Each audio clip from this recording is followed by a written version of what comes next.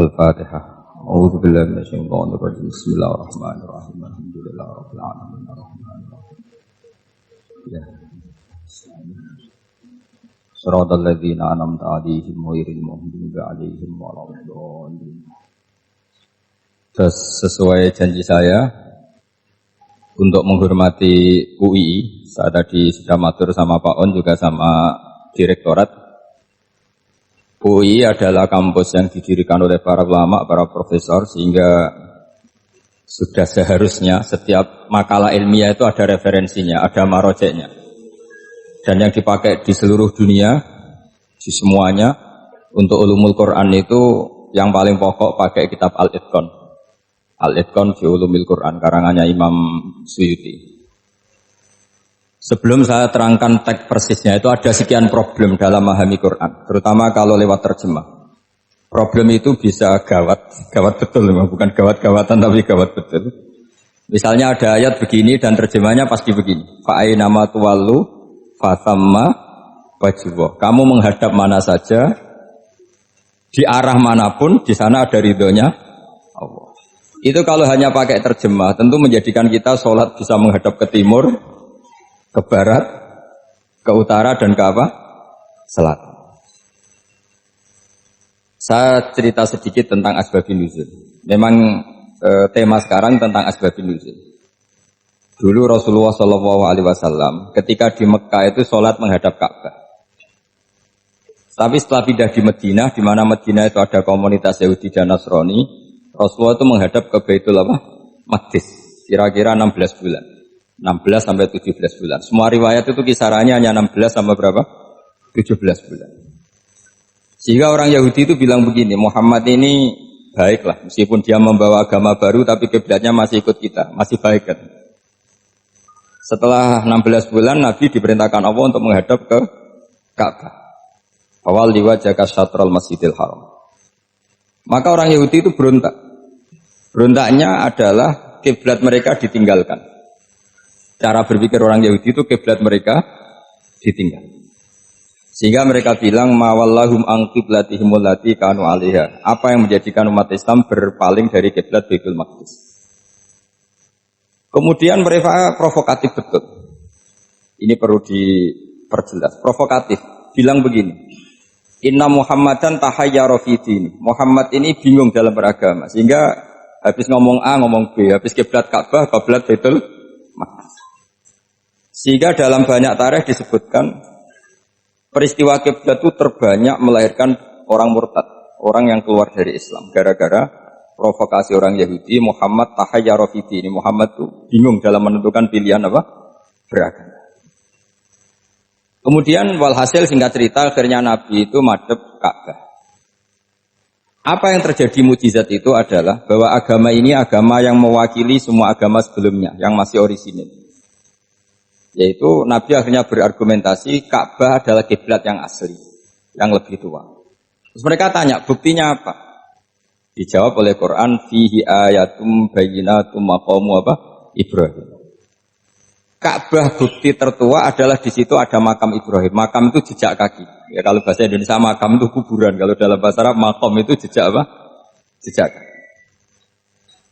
Sehingga diketahui oleh sejarah, dibuktikan di situ ada jejak kaki siapa? Nabi Ibrahim. Sementara nisbatnya Baitul Maqdis itu adalah kepada Nabi Musa dan Nabi Harun. Yang ini adalah turunan dari Nabi siapa? Ibrahim. Hikmahnya apa? Begini. Sebagai bukti bahwa Baitul Maqdis pernah menjadi poros Islam atau poros Tauhid, maka Nabi Muhammad pernah disuruh menghadap ke Baitul Maqdis. Buat inget-ingetan kalau ini pernah menjadi poros apa tahu. Tapi tetap tua-tuaan masih tua apa? Ka'bah. Nah, kenapa tua Ka'bah tadi? Karena Ibrahim adalah Abul Anbiya, bapak dari para. Dan di situ ada jejak kakinya. Fihi ayatum bayyinatum maqam. Bukti itu belum cukup. Dibuktikan lagi bahwa Ismail kecil itu hidupnya di Ka'bah. Kita tahu sa'i bainas Safa wal Marwah adalah karena Siti Hajar sedang mencari apa? Jadi ada bukti sekian, bukti empirik bahwa Ibrahim itu kiblatnya itu Ka'bah, bukan Baitul Sehingga ada kata-kata fihi ayatum bayyinatum maqamu Ibrahim. Nah, tanpa ngerti asbabun nuzul, kamu akan mengartikan fa'ina ma tuwallu fasamma wajhu itu salah. Karena di situ kamu menghadap mana saja, maka di situ ada ridhonya Allah. Maka para ulama memberi catatan, maksudnya begini, kamu menghadap kemana saja, asal itu yang diperintahkan Allah, maka di situ ada ridhonya Allah. Harus seperti itu maknanya, disesuaikan dengan konteks asbabin nuzul. Tanpa seperti itu tidak bisa. Dan masih banyak lagi kepentingan tentang asbabun nuzul. Jadi problem sekarang adalah banyak mufassir yang hanya mengartikan dari terjemah. Itu bahaya sekali. Jika ada orang yang menikah secara mut'ah, itu kan mirip kayak transaksi zina. Mereka berdalil famastamta'tum bihi minhunna fa'atuhunna ujurahun. Perempuan yang sudah kamu nikmati, yang penting kamu bayar. Terjemahnya seperti itu. Karena ujur itu jamaknya ujroh. Itu fatal sekali. Padahal ayat itu begini, settingannya begini, setting siakul kalamnya atau asbabun nuzulnya begini. Jadi sekaligus, memang saya sengaja ngaji dengan tema yang berat untuk penghormatan pada yang ngaji. Kalau temanya ringan kan kayak TPG. Jadi ini supaya gue keren-kerenan, ini ada doktor Pak Oni pernah dekan Fakultas Hukum. Jadi kalau saya nanti salah tinggal ditangkap saja, gampang kan? Tapi nangkap saya berurusan dengan Tuhan. Jadi kalau orang dekat Allah itu yang tanggung jawab itu Allah. Jadi dia bisa menang di kepolisian tapi kalah di hukum Tuhan. Jadi kalau berhadapan-hadapan dengan saya. Begini asbabun nuzulnya begini. Wal muhsanatu minan nisa yang awal juz 5 itu ya kita santai aja. Yang awal juz 5 itu sebetulnya maktuf diatafkan pada ayat hurrimat alaikum ummahatukum wa banatukum wa akhwatukum wa ammatukum wa kholatukum wa banatul akhi wa banatul ukhti. Jadi perempuan yang haram dinikah itu ada 7. Yang faktor nasab, yaitu siapa? Ibu, putri, saudara putri, bulik dari bapak, amah itu bulik dari bapak, kholah itu bulik dari ibu, keponakan dari saudara lelaki, keponakan dari saudara perempuan. Ini disebut haram karena nasab gen. Kalau orang Jawa bilang hanya 4 karena ngitungnya bulik baik dari bapak maupun ibu. Kalau orang Jawa bilang kan bulik terus keponakan dihitung 1. Padahal ada keponakan dari saudara lelaki, ada keponakan dari saudara apa? Perempuan. Wa banatul akhi wa banatul ukhti. Terus kedua haram karena rodok. Kita tahu dalam hukum Islam rodok adalah sama dengan nasab. Jadi ibu yang pernah menyusui kamu berarti jadi ibu kamu. Dan saudara sepenyusuan berarti menjadi saudara kamu. Ini disebut wa ummahatukumul lati arda'nakum wa akhwatukum minar arda'nakum. Terus ketiga haram karena musoharoh, karena besanan. Jadi pagi ini misalnya saya nikah dengan Sri, bilang qabil tu nikaha wa taswijaha bil maril madkur. Setelah nikah dengan Sri ini otomatis ibunya dia menjadi mertua. Otomatis haram saya apa? Nikah. Ini namanya haram karena musoharoh. Atau kamu punya anak Zaid. Zaid pagi ini akad dengan Sri. Berarti Sri adalah menantu Anda. Otomatis haram bagi Anda. Itu namanya haram karena musoharoh, karena bisanan. Itu yang disebut waroba haram-haram itu kan terus itu wa ummahatun nisaikum. Ibu dari istri-istri kamu. Memang ini agak jelimet. Tapi memang syaratnya mufassir harus biasa jelimet. Jangan hanya nyari partai, ayat-ayat untuk kepentingan partai. Wah itu ngeri. Kacau, Quran dipakai kampanye. Terus, itu berarti sudah 3 kan? Haram karena nasab, karena rodok, haram karena musuh. Terus yang keempat ini, haram yang bukan karena sebab pada seorang perempuan, tapi karena istri orang. Itu disebut wal muhsanatu minan nisa. Haram menikahi perempuan yang masih milik orang lain. Nah, orang lain yang menikahi ini, istilahnya Allah adalah lelaki yang menikahi perempuan ini adalah lelaki sing muhsinina ghairu musafihin, secara nikah yang sah. Nah, nikah yang sah itu begini dalam hukum fikih Islam. Saya nikah dengan Sri, kalau hanya akad itu saya wajib bayar mahar hanya separuh. Jadi kalau saya janji bayar 1 miliar, berarti wajib bayar berapa? 500 juta. Kalau janjinya 100 juta hanya bayar 50 juta. Itu yang wajib bil akdi. Nanti wajib sepenuhnya nunggu bil jima. Kalau sudah hubungan intim baru wajib 100%. Jadi kalau ada di Jawa nikah dengan seperangkat alat sholat itu yang atasannya tok itu wajib karena akad. Nanti bawahnya nunggu setelah hubungan apa? Intim. Nah, ini hukum Quran bukan hukum saya. Makanya kan wa in talaqtumuhunna min qabli an tamassuhunna terus fanis fuma faradtum. Hanya wajib bayar setengah. Nah, perempuan yang sudah diajak hubungan intim itu kata Allah fa'atuhunna ujurahun, maka wajib kamu bayar penuh. Jadi ayat itu tentang perempuan yang sudah dinikah, kita harus bayar berapa? Harus bayar penuh. Ini penting saya utarakan. Nah, problem kita sebagai orang Indonesia ini juga problem Pak On, problem semua kiai. Mahar di Indonesia itu nggak bisa dibahas di Quran karena keterlaluan, kecilnya itu keterlaluan. Saya ini kan kiai, sering ngakatkan tuh sampai bosan, seperangkat alat sholat tuh itu ngawur sekali. Ini mbak-mbak harus nggak mau gitu. Saya provokasi minimal itu ya berapa? 100 juta berapa? Pantasnya berapa? Pantasnya berapa? 10 gram itu berapa nilainya? Kan 1 gram 500.000 baru 5. Ya sudah mendingan itu 10 gram. Quran itu bayangannya gini sambil latihan, yang hafal-hafal biar latihan. Jangan dapat beasiswa karena hafal tapi nggak jelas juntrungannya. Quran tuh bayangannya gini, ini nggak mungkin Quran ini bisa dibaca di Jawa. Wa in aradtum istibdala zaujim makana zauji wa ataitum ihdahunna qintaran fala ta'khudhu minhu syai'a. Jika kamu nikah sama seorang perempuan, kemudian kamu cerai, maka mahar yang sudah kamu berikan jangan ambil lagi. Karena mahar di Arab itu mahal, 100 juta, kadang mobil Alphard, kadang GMC.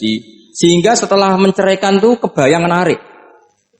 Kok enak, dulu saya memberikan itu kan karena dapat servisnya, sekarang sudah saya cerai, saya tarik. Kalau mahar di Indonesia kan seperangkat alat sholat. Jadi gak kebayang ada kalimat fala ta'khudhu minhu saya jangan ambil lagi. Kebayang ngambil aja enggak? Apalagi kalau nikahnya sudah 2 tahun kan sudah lusuh, sudah. Tapi kalau di Arab itu kebayang karena mahal. Makanya orang Arab suka nikah orang Indonesia karena murah. Jadi bahasa kintoron itu harta yang enggak ternilai. Wa ataitum ihdahunna kintoron. Yang enggak ternilai, mahal betul. Itu pernah saya hitung, ada yang mahar itu 400 juta, ya sekira segitu. Nah, makanya setelah dicerai, Allah memperingatkan setelah kamu kasihkan, ya jangan minta lagi. Kenapa kepikiran minta? Karena jumlahnya besar. Kalau di Indonesia kepikiran enggak minta. Enggak kepikiran, saking kecilnya. Seperangkat alat sholat, kadang 1 juta. 1 juta itu setelah hubungan intim sebelumnya yang wajib hanya 500. Itu kan enggak kebayang. Makanya susah ngartikan Quran di Indonesia, kadang susah karena kadang terlalu. Itu pernah Sayyidina Umar radhiyallahu anhu pernah bilang begini, wahai para perempuan, mahar itu jangan mahal-mahal, kasihan para lelaki. Itu ada perempuan alimah ya, orangnya alim betul, meskipun nggak pernah sekolah di UI, tapi alim itu. Itu usul langsung gini, ya Amirul Mukminin, laisa dzalika laka ya Amirul Mukminin, waqad qala ta'ala wa ataitum ihdahunna qintaran. Kamu hanya seorang Amirul Mukminin, tidak berhak bikin aturan pembatasan mahar. Allah saja tidak batasi, kenapa kamu batasi? Jika dulu yang namanya nikahnya Sulaiman Agung atau Jamaluddin siapa Ratu Agung, kalau hadiah ya sampai tas mahal itu. Ini kan dari bahasa Arab mumtaz mahal, mumtaz itu istimewa, mahal itu tempat. Dia punya istri yang sangat dicintai, dikasih hadiah mumtaz mahal. Terus ilat Jawa jadi apa? Tas mahal. Itu sama Mujidulil Albab kalah ya. Itu kalau cerai kan kepikiran minta lagi. Dikasihkan yang baru. Tapi kalau di Indonesia tidak mungkin karena apa tadi? Seperangkat alat sholat. Begitu nyari yang murah lagi. Yang bagus kitanya, bungkusnya yang bagus. Nah, maka nggak mungkin kita maknani Quran tanpa mengenal yang bernama asbabin. Karena makna ayat itu bisa kacau kalau kita tidak tahu asbabin. Yaitu kayak tadi makna fa'ina ma tuwallu fatamma wajhu. Itu maknanya kan kamu menghadap mana saja, boleh saja di sana ada ridhonya Allah. Berarti kan bisa ke timur, ke selatan, ke utara, ke barat. Itu bahaya betul. Sehingga kata ulama, harus mengkaji asbabin supaya porsi ayat ini sampai semana jauhnya itu kita tahu. Tanpa tahu itu tidak bisa. Begitu juga menyangkut kiblat. Sekarang saya tanya, kemarin kan ramai dulu di Kemenak, kiblat semuanya diukur dengan GPS, terus beberapa masjid dikomentari salah karena diukur pakai apa? GPS. Kalau dalam bahasa falak disebut yauma rasdil kiblat. Memang bisa diilmun. Tapi pertanyaannya begini, dari awal Allah ngendikan fawalli wajhaka syatral masjidil haram. Kamu yang penting sholat itu menghadap masjid. Masjid itu ya bangunan.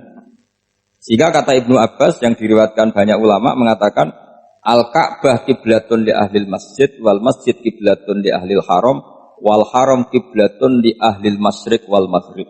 Jadi kalau orang di dalam masjid kiblatnya harus Ka'bah. Di luar masjid kiblatnya asal bangunan Masjid Haram. Tapi di luar sini kayak di Indonesia boleh semua tanah haram. Kenapa begitu? Kata Ibnu Abbas karena Quran itu turun bilisanin arabiyyin mubin. Jadi kalau orang Jogja kalau mau ke Jakarta arahnya kemana? Barat. Itu sebetulnya ketika Anda ke barat itu persis Jakarta apa bisa saja pasnya itu Pangandaran. Tapi orang itu akan bilang kalau ke barat ya ke Jakarta. Meskipun presisi Anda tepatnya di Pangandaran. Nah kiblat seperti itu, asal orang menghadap ke barat itu orang sudah bilang ke kiblat. Gak usah sedetail misalnya harus pas Ka'bah. Saya pernah debat sama tim ahli Kemenak. Gak bisa Gus, sekarang ada GPS harus tepat Ka'bah. Terus saya bilang gini, kalau teori Anda benar, berarti semua masjid luasnya maksimal 16 meter. Ka'bah itu luasnya hanya 16 meter. Berarti masjid Ulil Albab yang pojok sana sama pojok sana, kira-kira itu ya sudah tidak kena Ka'bah. Kalau harus tepat, Ka'bah itu kan diameternya hanya 16. 16 tambah 18 kalau nggak salah. Berarti semua masjid kalau ingin tepat Ka'bah harus pas 16. Kalau terlalu luas pilihannya harus cekung. Kan jadi aneh.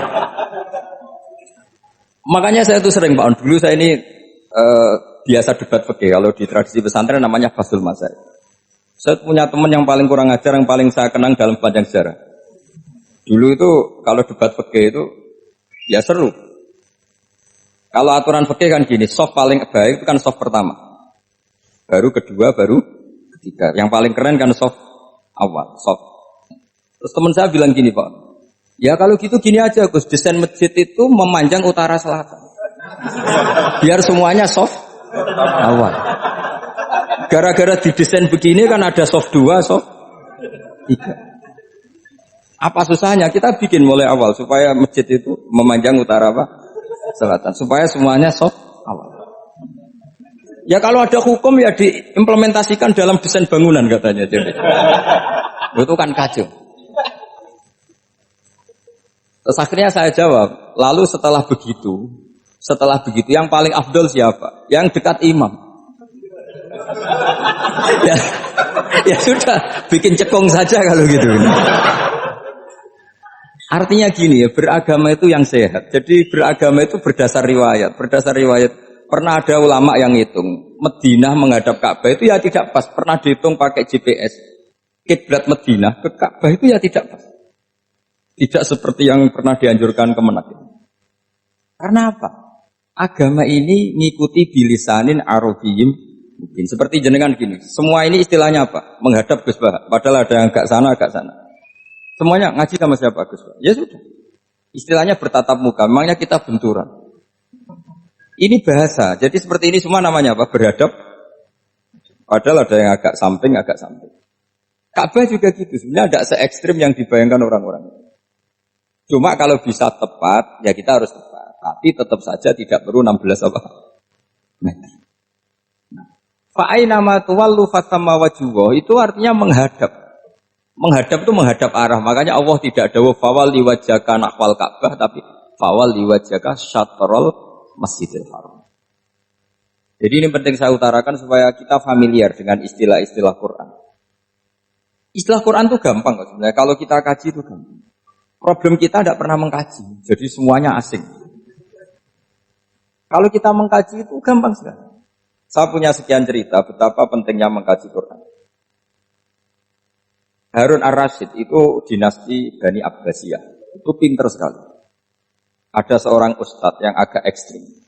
Itu datang ke Harun ar-Rasyid, ya Amirul Mukminin, inni nasihun laka famusaddidun alaika. Fala tajidanna alayya fi nafsika syai'an. Saya mau nasihati kamu tapi saya mohon jangan masukkan hati. Karena nasihat ini penting. Tapi saya akan keras, vulgar, akan keras, kritik saya akan keras karena Anda sebagai Amirul Mukminin tidak pecus. Apa kata Amirul Mukminin Harun ar-Rasyid? Uskut ya Ustad. Sebagian riwayat uskut ya jahil. Kamu itu Ustad bodoh, tidak usah banyak omong. Terus ditanya, kenapa saya bodoh? Terus dibacakan ayat faqula lahu qaulal layyinal la'allahu yatadzakkaru aw yakhsha. Inna Allaha ta'ala qad arsala man huwa khairun minka ila man huwa syarrun minni. Wa ma'a dzalika qala ta'ala faqula lahu qaulal layyin. Allah pernah menugaskan seorang yang lebih baik ketimbang kamu, yaitu Musa dan Harun. Musa dan Harun adalah seorang nabi. Kepada orang yang lebih buruk ketimbang saya, yaitu Fir'aun. Itu saja etikanya faqula lahu qaulal layyin. Kamu kalau ngomong yang halus, yang baik, yang berperadaban, kok kamu sama saya mau kasar?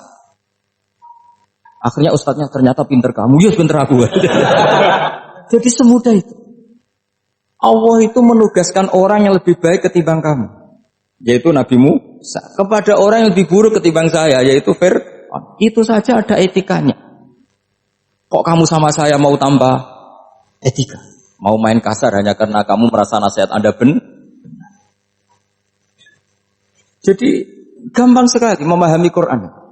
Tapi lagi-lagi memang bagi ahlinya. Tapi ini saya bantu supaya sampean jadi ahli apa? Quran. Meskipun ngajinya sebulan sekali. Sudah sebulan sekali tidak punya kitabnya. Sudah. Jadi ulama dulu kalau belajar Quran itu gampang sekali. Saya berkali-kali cerita. Yang kitab saya baca di rektorat itu namanya Syajaratul Ma'arif. Itu kalau cerita bikin judul itu enak sekali. Babuna fil ibad bikullil bilad. Bab seseorang di mana saja hidupnya harus bermanfaat. Terus dalilnya itu hanya mengutip makalahnya Nabi Isa, wa ja'alani mubarakan ainama kuntu. Ciri utama seorang nabi apa? Saya di mana-mana adanya berkahi orang lain. Jadi berkah bagi orang lain. Maksudnya tidak jadi problem bagi orang lain. Artinya kamu hidup entah di Jogja seperti Pak Ono orang Jember, saya orang Rembang. Hidup di Jogja manfaat, di Jember ya manfaat, di mana-mana manfaat. Saya pernah di Korea seminggu ya manfaat. Saudara kita TKI yang di Korea ya manfaat, di sana bikin masjid, bikin apa. Karena ngendikane Allah menceritakan Nabi Isa siapa? Wa ja'alani mubarakan ainama kuntu. Saya adalah orang yang di mana-mana berkah. Artinya manusia eksistensinya harus seperti itu, hidup di mana saja berkah. Gampang sekali memahami.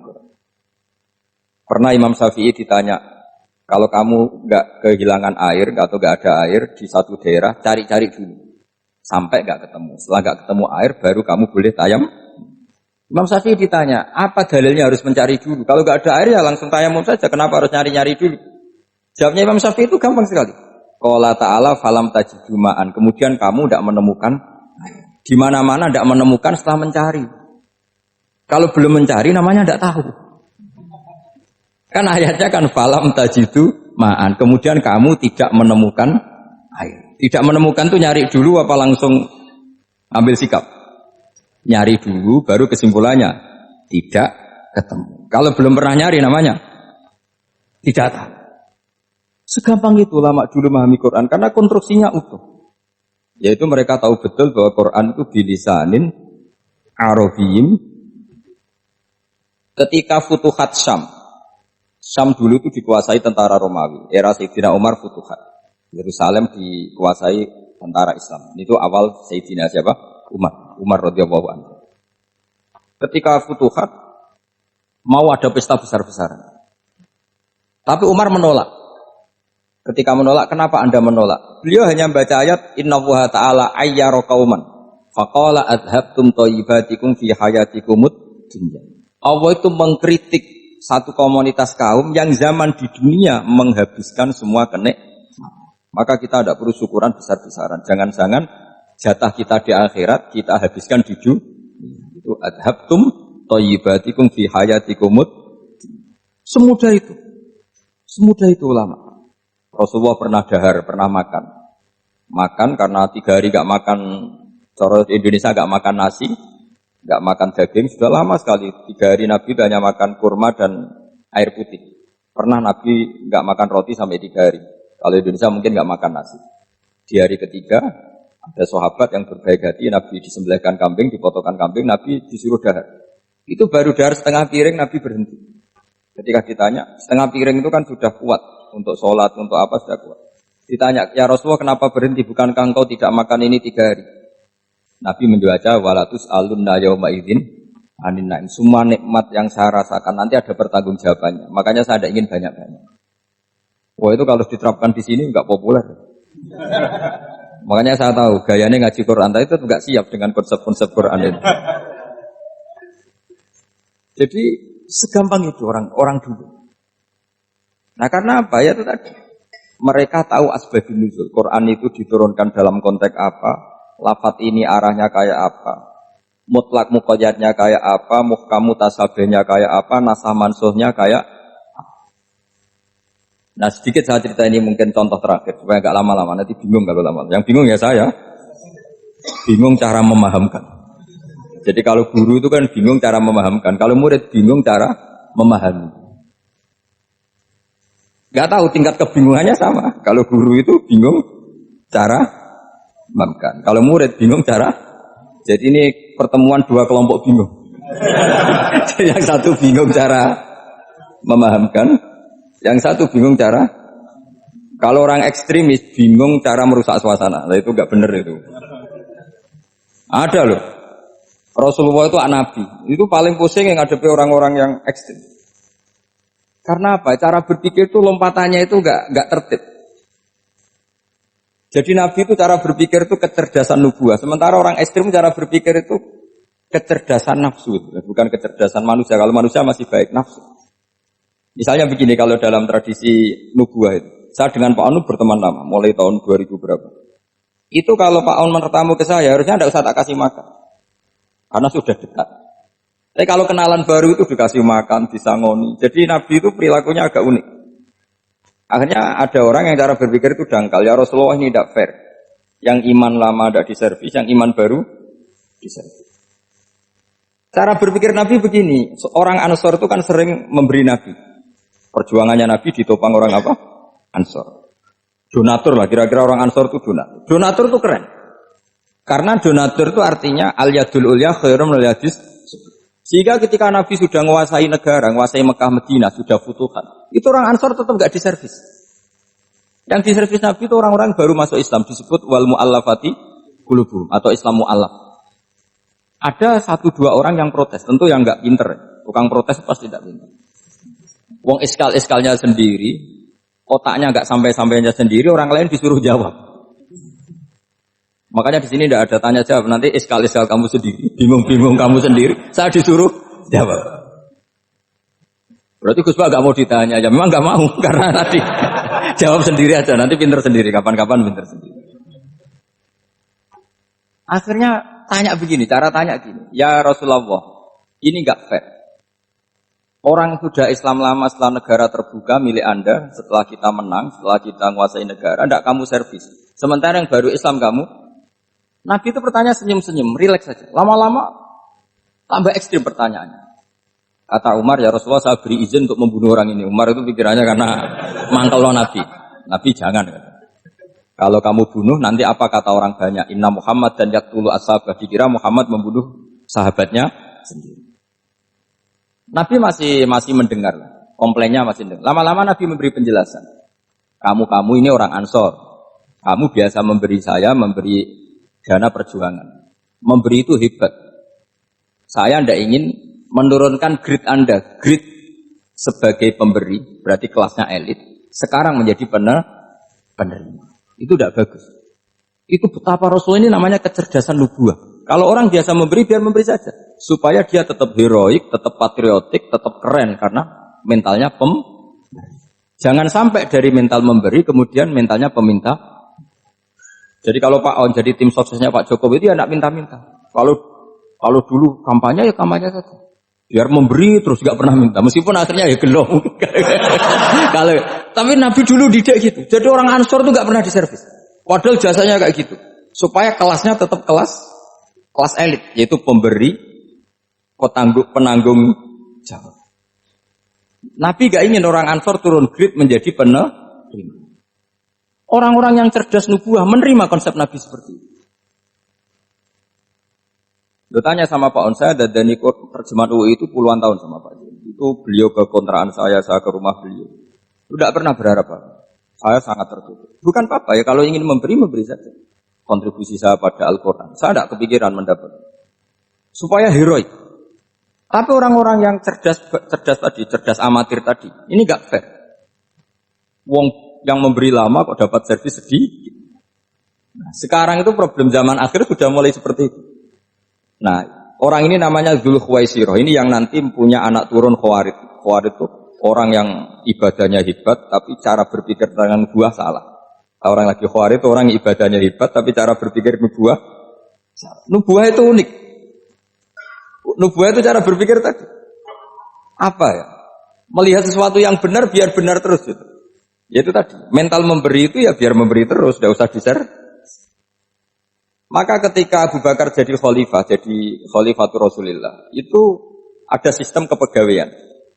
Itu gajinya Umar yang sudah Islam lama, gajinya Abu Bakar yang sudah Islam lama. Itu sama Abu Sufyan sama, padahal Islamnya Abu Sufyan baru setelah Fathu Mekah, kira-kira baru setahun. Terus diprotes sama orang-orang, ini Islam lama kok gajinya sama Islam yang baru setahun kok sama. Kata Abu Bakar, fadailuhum indallah, mereka punya kelebihan Islam lama itu indallah, nanti balasannya biar surga. Kalau di dunia sesuai profesinya. Artinya profesi kalau penjaga kantor ya berapa, kalau dosen berapa, pokoknya ya sudah. Dan itu diterima oleh sahabat, semuanya menerima konsep itu. Era Umar agak dibalik. Abu Sufyan kira-kira gajinya 1 juta, yang lainnya yang menangi Nabi mulai awal gajinya 10 juta.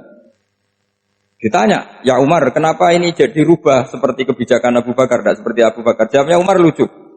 Fa la usawwi baina man qatala Rasulullah wa baina man qatala ma'a Rasulillah. Demi Allah saya tidak akan pernah menyamakan orang yang dulu merangi Rasulullah yaitu Abu Sufyan dengan orang sing selawase dari anak Rasulullah yaitu Sayyidina Ali dan sebagainya. Ini penting. Artinya ketika gajinya orang saya seperti Ali radhiyallahu anhu itu tinggi itu bukan karena lamanya Islam, tapi karena lamanya iman. Jadi mulai dulu ijtihad itu ada dan dulu dia biasa saja. Karena tadi ada kecerdasan nubuah. Saya ulang lagi, ada kecerdasan apa? Sekarang itu kecerdasan toma atau kecerdasan nafsu. Itu kalau sampai ngaji kitab tasawuf, itu bab bakhil itu tidak ada. Menurut kitab tasawuf, medit itu tidak ada, kikir itu tidak ada. Yang ada itu toma. Toma itu berharap dikasih orang lain. Sampai pernah enggak bilang kalau artis-artis di Jakarta kikir? Tidak pernah kan? Karena kamu tidak pernah ingin diberi. Kalau kamu punya pacar karena kenal tidak pernah ditraktir, oh pacar saya kikir. Karena kamu ingin diberi. Pernah enggak kamu hukumi orang lain kikir? Yang enggak kenal. Padahal tidak pernah memberi kamu. Apa? Karena kamu tidak pernah ini. Coba sekarang kamu saya tanya, ini latihan cerdas. Definisi kikir itu apa coba? Enggak pernah memberi kamu kan? Artis-artis Jakarta, tokoh-tokoh nasional pernah nggak memberi kamu? Enggak kan? Tapi enggak pernah kamu vonis kikir. Karena kamu enggak pernah Tapi pacar kamu, kok amin ditraktir terus? Atau istri kamu, atau mertua kamu, kok enggak ngasih warisan? Kamu bilang kikir enggak? Sebabnya kikir betul apa karena kamu toma, berharap? Toma. Maka di kitab tasawuf itu enggak ada bab kikir, yang ada bab toma. Karena asal-usul menvonis orang kikir itu karena tamak. Maka jangan banyak kenal orang, nanti banyak hukum kamu kan gitu. Sombong juga gitu, di tasawuf itu enggak ada bab sombong. Karena orang hukum orang lain sombong itu karena kamu ingin dihormati. Ada orang enggak kenal, terus lewat saja enggak tanya kamu bilang sombong enggak? Enggak kan? Tapi kalau kenal, oh sombong betul, kenal enggak tanya kan gitu. Jadi tasawuf itu sisi unik dari khazanah Islam. Makanya di tasawuf itu enggak ada kritik terhadap kikir. Ya tentu kikir itu buruk, pasti ya kikir itu buruk. Tapi gak perlu dikritik. Jangan-jangan yang salah kamu. Mau kenal Pak On di PPAI terus ingin jadi sekretarisnya. Terus ingin kenal Pak Jokowi ingin jadi menterinya. Nanti kenal rektor ingin jadi pegawainya. Ketika gak diturutin bilang Pak Rektor kikir. Tapi orang lain ya kak pernah berharap. Mungkin gak menvonis Pak Rektor atau Pak On ini kikir. Enggak kan? Berarti vonis kikir itu status orang itu apa gak kesampaian niat kamu? Memang agak jelimet ilmu tasawuf itu, tapi itu unik. Itu bagian dari khazanah apa? Islam. Makanya Rasulullah itu sering isti'adzah minta perlindungan wa min toma'in fi ghairi matma'in. Ya Allah, saya tidak ingin berkeinginan yang tidak layak. Karena semua dunia ini dimulai dari keinginan. Coba kamu protes negara itu karena apa? Ingin makmur, sejahtera, tanpa kerja. Sehingga nyalakan menteri keuangan, menteri ini. Makanya kalau guyonannya ulama tasawuf begini, tak beri bocoran. Guyonannya orang tasawuf. Begini guyonannya. Anta lam tajid min nafsika kullama turid. Fakaifa turidu min ghairika kullama turid. Kamu yang punya keinginan saja tidak bisa memenuhi apa yang kamu inginkan. Kenapa keinginan itu kamu timpakan ke orang lain untuk memenuhi kamu? Wong kamu yang punya keinginan saja tidak bisa mewujudkan. Kenapa keinginan Anda kamu timpakan, bebankan orang lain untuk memenuhi keinginan Anda? Misalnya kamu, Gus saya ini goblok, tolong pinterkan. Wong kamu yang ini saja tidak bisa. Kok menyuruh saya? Jadi kalau tiap tasawuf itu unik. Seperti kamu mencintai istri tulen, itu ingin kan dicintai istri tulen. Kamu sendiri kan nggak bisa cinta tulen, masih pelengahan sana sini. Kamu pacaran, ingin pacar kamu setia. Ternyata kamu bikin sekian alternatif. Kalau putus ini punya ini, putus ini. Tapi kamu ingin ini setia, kan nggak fair. Makanya guyonanya orang tasawuf itu, anta lam tajid min nafsika kullama turid, fakaifa turidu min ghairika kullama turid. Gampang tuh apalane, pokoknya ratrit gitu aja gampang. Jadi kamu yang punya keinginan saja tidak bisa memenuhi. Kok orang lain disuruh memenuhi. Sehingga orang tasawuf itu malu betul. Misalnya saya kok ingin Pak On takdim sama saya itu kurang penggawean. Kalau saya ingin ditakdimi saya menakdimi diri saya sendiri. Makanya berbahagialah orang yang ngilu terus saya ganteng sendiri ya Allah. Saya kaya sendiri. Menunggu orang lain bilang kamu kaya itu repot. Menunggu orang lain bilang kamu hebat itu sudah bilang aja ya Allah saya hebat, ya Allah saya ganteng, ya Allah saya cantik. Daripada menunggu orang lain bilang apa? Cantik. Jadi ilmu tasawuf itu unik. Jadi kalau fikih itu yang dikritik itu kikir. Kalau tasawuf enggak toma. Karena orang yang kamu vonis kikir itu jangan-jangan tidak kikir tapi mementingkan yang lebih penting. Misalnya ada teman yang tidak pernah naktir kamu, ternyata punya ibu sakit, uangnya dianggarkan untuk ibunya yang sakit atau anaknya sekolah atau keluarganya masih butuh dia, ya, sehingga sama teman dia kikir. Hakikatnya kikir apa mementingkan yang penting? Tapi kamu karena nggak pernah ditakdir menvonis kikir. Nah, ini pelajaran. Jadi makanya yang dianteni ilmu tasawuf itu tamak tadi kalau dalam bahasa Indonesia, bukan kikir. Karena vonis kikir itu akan disematkan orang yang tidak kesampaian hajatnya. Pokoknya bapak saya itu, keluarga kiai itu ajarannya itu. Yang penting jangan berharap dari orang lain. Ini Pak On saksinya, saya dulu benahin terjemah itu nggak pernah ingin diperlakukan seperti ini. Ya ngaji aja. Karena pikirannya keluarga kiai itu sederhana. Kalau ngamal ya ngamal saja. Ngamal itu heroik. Makanya buyut-buyut kita semua ini kan pahlawan semua. Membela negara Indonesia jadi merdeka. Ya nggak pernah kebayang jadi presiden, menteri. Tapi sekarang nggak, ngamal sedikit saja harus jadi menteri. Jadi ini bahaya kalau dalam kelangsungan bernegara karena orang biasa transaksional. Awal negara ini dibangun berdasar heroik, bukan berdasar apa? Transaksional. Tapi sekarang orang akan membiasakan itu. Apa-apa itu transaksional. Ini tidak bagus untuk kelangsungan bernegara. Apalagi kelangsungan beragama. Sehingga seperti saya ini masih punya desa-desa binaan di Sragen, di pedalaman Papua sekalipun. Saya punya santri banyak di Papua. Itu kalau cerita itu unik-unik. Itu mau Jumatan, itu enggak ada orang 40. Sudah datang setengah 12. Itu datangnya 3 jam. Di situ mau ketemu santri 3. Semua, karena ya akhirnya mereka tanya gini Pak. Pertanyaannya itu lucu. Gus, boleh enggak Jumatan orang 3? Secara fikih Syafi'i kan harus orang 40. Kemudian mereka tak bilang buat sholat duhur saja. Mereka nggak mau. Wong Jumat kok duhur. Harinya kan Jumat. Masa sholatnya? Sehingga kita yang jadi kiai akhirnya nyari fikul madzhabil arba. Nyari fikih madzhab 4. Ternyata Imam Malik membolehkan orang 6. Ada yang bilang 12. Yang penting keceluk jamun itu kelompok. Kalau 3 kan belum keceluk apa? Belum disebut apa? Kelompok. Ini penting saya utarakan supaya kita berjuang itu bukan karena sefri seperti ini kayak di Ulil Albab, masjidnya keren, kampus swasta tertua, terus termasuk nomor 1-2 di Indonesia. Oke, kita syukur dengan kebesaran UI. Tapi yang namanya dakwah itu menjadikan orang tidak tahu menjadi tahu, termasuk kepada desa-desa tertinggi. Sama. Yang namanya menteri itu pembantu presiden untuk memenuhi kebutuhan rakyat banyak. Sekarang misalnya menteri pertaniannya itu hebat, cerdas. Tapi petani nggak mau nandur padi mau apa? Coba yang membantu ketahanan pangan itu para petani mau nanam padi apa karena Menteri Pertanian? Karena petani mau nanam. Ya sudah GR saja, kita pembantu presiden semua. Karena ikut menyumbangkan ketahanan pangan. Tapi kamu kan nggak digaji, kita keren ngamal tambah harap gaji. Ini penting supaya Anda itu nggak hati kecil gitu. Ikut menyumbang negara tanpa ingin dapat gaji. Keren enggak? Nah itu nubuah. Apa? Nubuah. Orang Ansor itu seperti itu. Sehingga ketika Rasulullah wafat dan ada kompetisi kepemimpinan, itu orang Ansor gak ikut. Sudah kita makmum saja, silahkan dibagi di saking baiknya orang Ansor. Nah, makanya saya ulang lagi ya. Kecerdasan nubuah ini yang gak difahami orang Khawarij. Orang Khawarij cara berpikir yang kerja banyak harus dapat banyak. Sementara kecerdasan nubuah enggak. Yang biasa memberi terus memberi saja biar derajatnya tetap al-yadul ulya.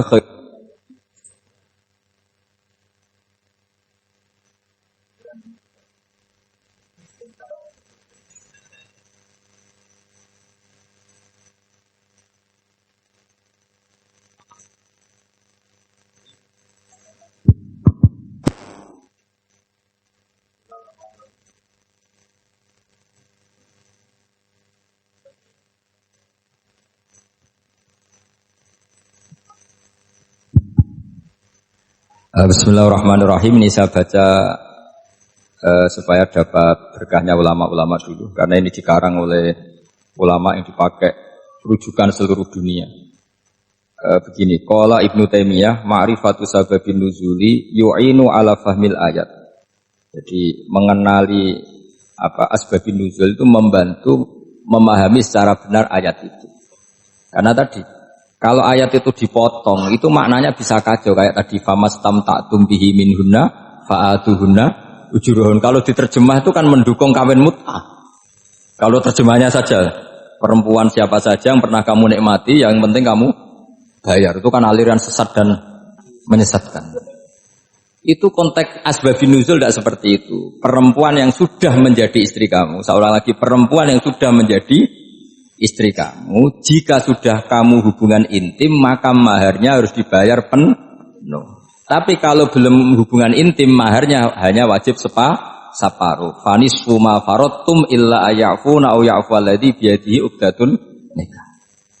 Tapi tadi kalau di Indonesia gimana Gus? Itu yang repotnya, maharnya itu tadi mukena atasan dan apa? Bawahan. Wah kacau kalau di Indonesia itu. Sehingga kita bingung kalau dalam logika Arab kan gitu. Bayangannya kalau cerai, kata Allah, fala ta'khudhu minhu syai'an. Harta yang sudah kamu berikan ke istri jangan diambil lagi. Sampai dilarang ngambil tuh karena jumlahnya banyak sehingga kepikiran ngambil. Kalau di Jawa nggak usah dilarang sudah tidak akan ngambil karena rukuhnya sudah lusuh. Itu susahnya baca Quran di Jawa ya. Karena dari awal maharnya terlalu kecil. Terus beliau Imam Suyuti termasuk di sini menyontohkan yang pasti salah kalau difahami yaitu tadi ayat fa'inama tuwallu fastamma wajhu. Jadi beliau terus meringatkan betapa pentingnya mengenali asbabin nuzul. Karena asbabin nuzul itu gampang. Saya ulang lagi, asbabin nuzul itu gampang. Gampangnya begini ya, kan ada satu peristiwa, misalnya begini, Rasulullah itu kan mengkritik penuhanan Lata dan Uzza, berhala-berhala itu dituhankan, dikritik sama Rasulullah. Kemudian mereka begini, karena mereka biasa personifikasi Tuhan, Muhammad, kalau Tuhan itu tidak Lata Uzza, dan itu terbuat dari batu, lalu Tuhan Anda itu dari apa? Amin fiddotin audhabin, lalu Tuhan Anda ini dari emas apa dari perak? Karena mereka nggak bisa membayangkan Tuhan tanpa dipersonifikasi. Terus Allah menurunkan qul huwallahu ahad, Allahus somad, lam yalid wa lam yulad wa lam yakul lahu kufuwan ahad. Karena otaknya mereka sudah begitu, yang namanya Tuhan itu harus dipersonifikasi. Makanya saya kemarin di Korea seminggu, cerita yang paling unik gini Pak On, ada bos Islam, ada bosnya TKI yang baik. Mereka mengizinkan pekerjanya sholat. Bareng sholat tuh diingeti ke atas ke bawah, kok gak ada arcanya. Sehingga setelah sholat dibilang, Apa saya belikan berhala sekalipun? Karena nggak kebayang ada orang sholat kok tanpa berhala, tanpa Tuhan. Yang kamu sembah itu mana? Kok nggak ada? Apa tak belikan? Jadi unik. Nah teman saya yang satu unik lagi, dia termasuk pegawai Garuda yang derekno saya ke Korea itu orang pegawai Garuda. Dia karena orang kaya biasa ke Eropa kemana-mana itu. Singkat cerita dia sholat di mall karena nganggep Korea itu sudah negara maju kayak Eropa. Setelah sholat di mall pas asar itu, security-nya nelpon polisi. Pak polisi di sini ada ritual teroris. Jadi kalau menamakan sholat itu ritual teroris. Jadi artinya apa? Ritual-ritual yang kita lakukan itu macam-macam cara pandang. Orang ateis itu kan Cina kan Korea itu kan ya Cina lah, Korea, Jepang, RRC itu kan sipit Cina. Itu ya yang namanya ibadah sembahyang harus ada patungnya atau ada arcanya atau ada benda-benda itu. Orang Islam kan nggak ada sama. Makanya mereka itu kok bisa? Problemnya kita, saya ulang lagi, ini problemnya. Problemnya kalau ada itu ya repot. Begini misalnya, ini masih tentang asbabun nuzul. Ini contoh terakhir tentang masih asbabun nuzul. Umar radhiyallahu anhu, sahabat Umar itu kalau mencium Hajar Aswad itu sambil gedumel. Tidak berdoa tapi gedumel. Masyhur itu ada di Bukhari. Alim tu annaka hajarun la tadurru wa la tanfa walau la anni ra'aitu Rasulullah qabbalaka ma qabbaltuka. Saya tahu loh. Nyium Hajar Aswad dicium tapi sambil gedumel. Saya tahu loh kamu hanya batu, enggak mandoroti, enggak manfaati. Kamu jangan GR, saya cium itu jangan GR. Kalau saja saya tidak melihat Rasulullah mencium kamu, maka saya tidak sudi nyium kamu. Dah gitu aja. Terus itu tiap nyium Hajar Aswad itu tidak doa. Kalau kamu kan enggak minta kaya, minta macam-macam. Kalau Umar malah gedumel. Nah, kenapa demikian? Itu ada asbabun nuzulnya. Umar itu saksi sejarah. Ketika Rasulullah Fathi Mekah, Nabi kan tawaf terus mencium Hajar. Itu di belakang masih banyak orang kafir. Kebetulan Umar masih di sana. Sudah Islam Umar, tapi dia di belakang. Dengar orang-orang kafir, Muhammad itu aneh. Katanya melarang nyembah batu. Ternyata dia nyembah batu. Jadi Nabi nyium Hajar Aswad itu dikira nyembah batu. Katanya ngelarang nyembah batu, tapi dia kok nyembah batu. Karena Nabi mencium Hajar Aswad. Nah karena untuk menghilangkan stigmasi itu, Umar tiap nyium Hajar Aswad itu ngomong gitu. Andai kan ada sound system, mungkin jadi sound system. Supaya jelas bahwa penciuman ini bukan karena menyembah. Artinya mudah sekali. Kenapa Umar ngomong gitu? Karena asbabun nuzulnya seperti itu. Coba kalau kamu tidak tahu asbabun nuzul, Umar maksudnya gimana tuh? Gak doa, gak apa, kok malah ngomong gitu kan ya? Tapi kalau kamu tahu asbabun nuzul Umar itu yang mendengar komentar orang sama ketika kita tawaf itu kan 3 pertama kan kita lari-lari kecil. Itu ceritanya juga gitu. Rasulullah itu hidup di Medina, terus diterkenalkan miskin. Medina itu kota wabak, kota penyakit, endemik. Dulu Medina, Yasrib itu kota endemik. Sehingga kata orang kafir-kafir Mekah, yaji ulihadal bait kaumun qad wahanat hum huma Yasrib. Nanti akan datang satu komunitas kaum yang sudah lemas karena kena penyakit apa? TBC dari apa? Yasrib. Nabi dengar itu makanya terus bilang ke para sahabat, tunjukkan kalau kamu kuat dengan cara lari 3 kali. Terus pakai pakaian yang kelihatan maco, yaitu yang dipakai lelaki-lelaki itu. Bahunya dikelihatan. Nah, setelah Rasulullah wafat, Umar menggantikan beliau setelah Abu Bakar. Umar bilang gini, sebetulnya tawaf seperti ini, yaitu lari pertama 3 putaran pertama lari dan memperlihatkan pundak seakan-akan orang maco itu sudah enggak perlu. Karena alasan itu sudah tidak ada. Tapi ini tinggalan Rasulullah, maka jangan rubah ya tetap seperti ini. Akhirnya meskipun sudah tidak ada alasan tadi menjawab stigmasi orang kafir, tetap tawaf seperti itu. Jadi memang agama itu unik. Kadang kita harus tahu alasannya, tapi alasan itu kalau menjadi mahatul hukmi, pijakan hukum salah. Misalnya kamu terus bilang gini, ya berarti tawaf sekarang bebas, gak perlu seperti itu. Kan alasan itu sudah tidak ada. Nah di sini pentingnya riwayat. Riwayat itu begini, logikanya sudah enggak ada, tapi kaifiah itu, cara itu masih kita terus. Dan itu memang saya ulang lagi harus tahu asbabun nuzul. Saya beri contoh ya misalnya, wa idza darabtum fil ardi falaysa 'alaikum junahun an taqsuru minas sholat. Terus ayat di mana? In khiftum ayyaftinakumul ladzina kafaru. Jika kamu pergi dalam keadaan takut ditangkap orang kafir atau takut diculik orang kafir, maka kamu boleh mengqashar sholat. Itu jelas ada ayat in khiftum ayyaftinakumul ladzina kafaru. Jika kamu takut diculik orang kafir.